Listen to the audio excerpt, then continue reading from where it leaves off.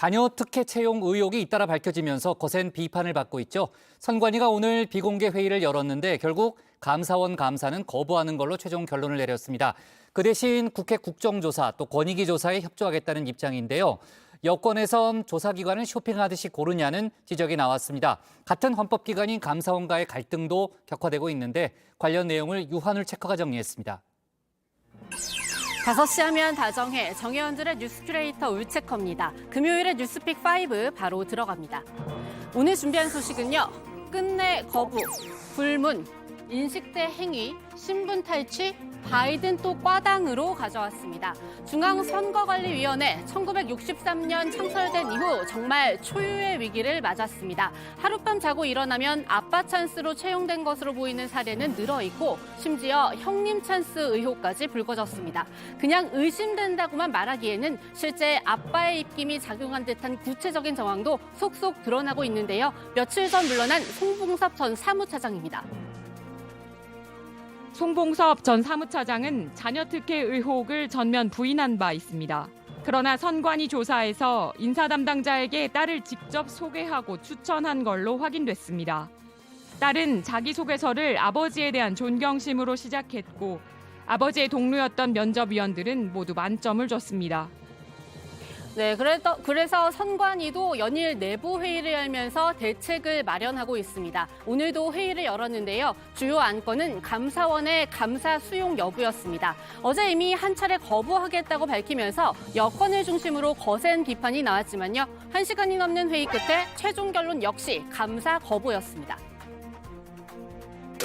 감사원 감사 받으실 헌법에 군림하는 기관이라는 비판도 있는데 어떻게 보세요? 수고하셨습니다. 2019년에는 감사 받지 않았느냐고 하는데 지금은 상황이 다르다고 보나요? 네, 선관위는 감사 거부의 근거로 헌법 제97조를 들었습니다. 행정기관이 아닌 선관위는 감사원의 직무감찰 대상이 아니라는 겁니다. 또 국가공무원법 17조 2항을 봤을 때도 인사감사 대상 역시 아니라는 주장인데요. 그러면서 국가기관 간 견제와 균형으로 직무감찰을 안 받은 게 헌법적 관행이라는 점을 특히 강조했습니다. 하지만 국민의힘에서도 역시 법조항을 들어가면서 조목조목 반박에 들어갔는데요. 선관위가 감사원 직무를 감찰의 대상이 된다는 해석도 가능합니다. 유의 헌법조항은 선관위를 감사 대상에서 제외한다고 명시하고 있지 않기 때문입니다. 또한 감사원법 제24조 제3항에서는 직무감찰 제외 대상으로 국회와 법원, 헌법재판소 소속 공무원으로 규정하고 있어 선관위를 직무감찰 대상에서 제외하고 있지 않습니다. 네, 그렇기 때문에 관련 조항을 무리하게 해석한 결과다. 전형적인 조직 이기주의다. 이렇게 비판하기도 했습니다.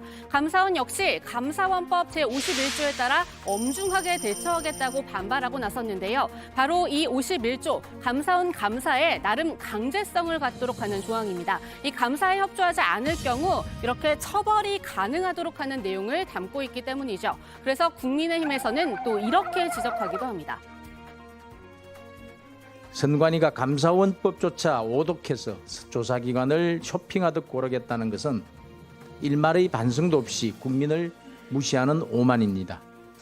선관위는 감사원 감사를 즉각 수용해 환부를 모조리 도려내야 합니다. 실제 선관위는 오늘 감사원 감사를 거부하면서도 국회 국정조사와 국민권익위 조사에는 성실히 임하겠다고 밝혔습니다. 이 감사원 감사와 다른 점, 여기에는 강제성이 없습니다. 전현희 권익위원장도 그래서 이번 조사에 선관위의 협조가 중요하다고 강조했는데요. 권익위의 조사는 우리 교수님 말씀하신 대로 강제력은 없습니다. 그래서 그 기관의 협조가 전제가 되어야 하는 일종의 행정조사입니다. 그래서 자료 요청이라든지 이런 거에 해당 기관이 충실히 응해줘야 되고요. 네, 하지만 조사만 잘 받는 데서 그쳐서도 안 되겠죠. 이 조사 결과에 따른 처분까지 깔끔히 마무리해야 정말 쇄신 의지가 있구나 판단할 수 있을 텐데요. 지금까지 전적을 보면 과연 잘할 수 있을까 의구심이 드는 것도 사실입니다. 선관위 아까 한 기자도 노태학 위원장한테 질문을 던진 것처럼 2019년에는 감사원의 기관 운영 감사를 받았습니다. 그 결과 범죄를 저지른 직원에 대해서도 징계 해결 요구 없이 주의나 경고 처분을 내리는데 때문에 그친 사례들이 드러났죠. 선관위 자체적으로 운영 중인 처분 기준 자체가 문제라는 지적도 나오는데요.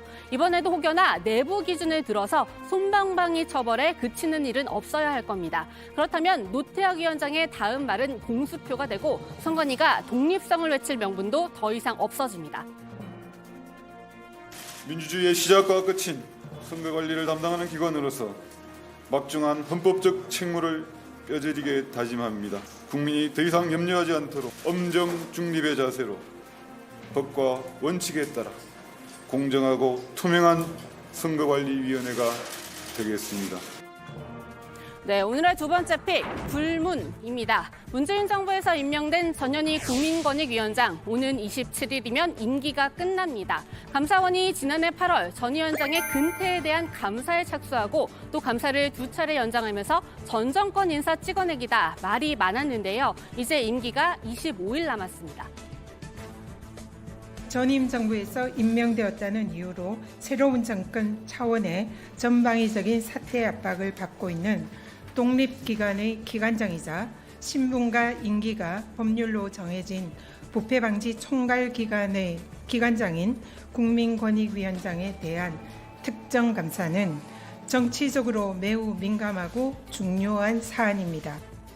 네, 그동안 전 위원장의 순환사는 이어졌습니다. 감사원은 감사 범위를 늘려나갔는데요. 추미애 전 법무장관 아들의 군 특혜 의혹과 서해 공무원 피격 사건에 대한 권익위의 유권 해석 과정에 전 위원장이 부적절하게 개입했다는 의혹이 있고요. 그리고 감사원 감사를 방해했다는 의혹 등에 대해서도 감사를 진행해왔습니다. 이 사안은 지난해 국회 국정감사장을 뜨겁게 달구기도 했죠. 사실은 위원장께서 취임하시고 추미애 전 법무장관 아들의 군 특혜 의혹과 관련해서 직무 관련성이 없다. 이재명 당시 대선 후보의 변호사비 대납 논란과 관련해서 친하면 무효 결론이 가능하다. 해양수산부 공무원 서해 월북 사건 관련해서 해당 공무원을 월북죄로 판단된 과정이 타당에 대해서 유권 해석 거부하셨고 정치적 유불리에 따라서 입맛에 맞는 권익이었다는 이런 논란도 있을 수 있어요. 네, 그런데 막바지에 돌입한 감사원 감사에 사실상 제동이 걸렸다는 소식이 들어왔습니다. 감사위원회가 전 위원장에 대한 감사 내용 중 상당 부분에 대해 불문 결정을 내렸다는 겁니다. 여기서 불문, 문제를 삼지 않겠다는 의미로 전 위원장 개인에게 책임을 묻지 않겠다는 뜻이 됩니다. 이 때문에 감사원의 실세인 유병호 사무총장, 감사위원회에 항의했다는 보도도 함께 나오고 있는데요. 전 위원장, 감사위원들의 정의로운 결정에 경의를 표한다, 이렇게 입장문을 올렸습니다. 사필 규정이다라는 생각이 듭니다. 그리고 제가 근데 이제 소회를 밝히기가 조금 마음이 안 좋은 것이 기사에 보면 아직 우리 권익위 직원들이 어떻게 결정이 났는지 그 내용이 없습니다. 그래서 사실 우리 권익위 직원들은 위원장에 대한 그 사퇴 압박 표적 감사에 파생된 별건 감사의 희생자이거든요. 감사원은 후속 조치를 완료하는 대로 감사 결과를 공개할 예정이라고 하는데요. 이대로라면 전 위원장의 27일 명예로운 퇴진은 가능해 보이죠. 그런데 다정회에서 계속 관심을 갖고 전해드리고 있는 것처럼 또 다른 전 정권 찍어내기 표적으로 꼽히는 한상혁 전 방통위원장은 그러지 못했습니다. 그리고 그 자리를 MB 청와대 이동관 전 홍보수석이 이어받을 수 있다는 소식이 나오면서 현 정부의 방송장악 시도 논란까지도 번지고 있는데요. 그 뒤 이어진 인사도 이를 뒷받침한다는 주장이 야당에서 나왔습니다. 한상혁 방통위원장 해임 후 방통위 대변인을 한국교원대로 발령을 보냈습니다. 방통위 설립부터 방통위 업무를 맡은 공무원을 교육 업무를 담당하라고 전보 조치한 것입니다. 반면 MB 청와대 출신 감사원 관료를 방통위 사무처장에 임명했습니다. 사무처장은 통상 방통위 내부 인사가 전문성을 갖고 하는 직책이지만 낙하산으로 꽂았습니다. 때리고 보내버리고 가해자와 연관된 사람을 안 치고 이렇게 하는 것은 명백한 폭력입니다. 네, 장경태 최고위원은 2011년 이동관 전 수석 아들의 학폭 사건을 상기시키려는 듯이 학폭에 이어 언폭, 즉 언론 폭력이라고 목소리를 높였는데요. 국민의힘 윤재욱 원내대표, 여기에 대해서는 말을 아낍니다. 그 대신 민주당이 추진하는 방송법으로 역공에 나서면서 여야 충돌 이어질 것으로 보입니다. 공식적으로 발표된 거 아니기 때문에 지금은 입장을 말씀드리기가 곤란하다, 적절하지 않다. 면직과 압수수색 모두 명백한 증거와 법리에 의해 이루어진 일로 민주당이 방송장악이란 프레임을 씌우는 것은 6월 국회에서 방송법을 통과시키려는 명분 쌓기에 지나지 않습니다. 네, 다음 픽은 인식 대 행위입니다. 민주당 이재명 대표가 오늘 오전 공직선거법 위반 혐의 재판에 참석했습니다. 고 김문기 전 성남도시개발공사 처장을 몰랐다고 허위 사실을 말한 혐의로 기소됐기 때문이죠. 이 대표 측 변호인은 허위라고 입증하려면 피고인, 즉 이 대표의 머릿속에 당시 안다는 인식이 있었거나 알았다고 볼 만한 정황을 통해 증명해내야 한다. 이렇게 말했는데요. 말이 좀 어렵습니다. 쉽게 풀어드리면 대장동 현안 보고를 받으면서 김문기 전 처장을 마지막으로 본 5년 전 김 전 처장에 대한 인식이 형성돼야 했고 또 이 대표가 모른다고 발언한 재작년 12월까지 이 인식이 존속, 즉 남아있어야 한다는 겁니다. 정민영 변호사랑 김문기 처장이 대장동 사업 대면 보고한 적 있습니까? 이 대표 측이 인식을 강조한 이유, 공직선거법상 금지된 허위사실 공표 대상이 행위 등으로 규정돼 있다는 점에 염두에 둔 것으로 보이는데요. 검찰은 특정 시점에 몰랐다고 발언한 것은 행위에 관한 발언이라고 반박했습니다. 네, 오늘의 네 번째 픽, 신분 탈취입니다. 부산에서 처음 만난 또래 여성을 살해한 피의자 23살 정유정이 오늘 검찰로 넘겨졌습니다. 어제 신상 공개 결정을 통해 얼굴이 공개됐지만 오늘 모자와 마스크로 얼굴 전체를 가린 상태였습니다. 마스크 잠깐 벗어주실 수 있나요? 혹시 피해자를 왜 살해하셨습니까? 피해 여성을 범행 대상으로 특정한 이유가 뭔가요? 피해자와 유가족들에게 정말 죄송합니다. 살해 후에 여러 차례 집을 오가셨는데 혹시 이유가 있었을까요? 실종 사건으로 위장하려고 했습니까? 제정신이 아니었던 것 같습니다. 죄송합니다.